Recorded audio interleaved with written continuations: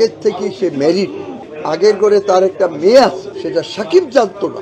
বুবলির আগের সংসারে একটি মেয়ে আছে, সাকিব খান নাকি তার দ্বিতীয় স্বামী। শুধু তাই নয়, সাকিব যখন জানতে পেরেছে বুবলির আগে একটি বিয়ে হয়েছিল এবং সে ঘরে একটি কন্যা সন্তান রয়েছে, তারপরেই নাকি বুবলির সাথে সম্পর্ক নষ্ট করে দিয়েছেন সাকিব খান। এবার এমনই বিস্ফোরক মন্তব্য করলেন সুরজ বাঙ্গালী। সে যখনই জানছে প্রত্যেকেই তাকে অ্যাভয়েড করা জানিয়ে রীতিমতো শোরগোল পড়ে গিয়েছে নেট মাধ্যমে।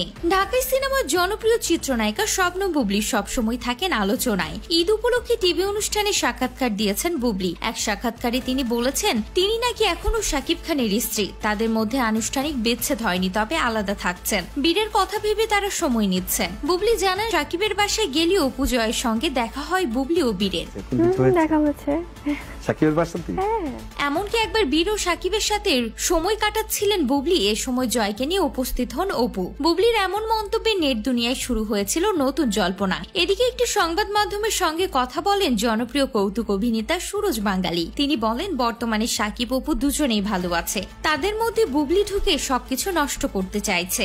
বুবলি ঢুকে ওটাকে সে ধ্বংস। তিনি আরো বলেন বুবলি সাকিব খানের লেস ধরে এ পর্যন্ত আসছে, তাকে ধরে 10টি ছবিও করেছে, তাকে সাকিবই উপরে উঠিয়েছে। আর বুবলি কিন্তু আগে থেকে বিবাহিত, এটা সাকিব জানতো না। তার আগের ঘরে একটি মেয়েও আছে, এটা পরে জানতে পেরে সাকিব তাকে এড়িয়ে চলছে। কিন্তু বীর তো সাকিবের রক্তের, তাই সাকিব বীরকে কখনোই ফেলে দেবে না।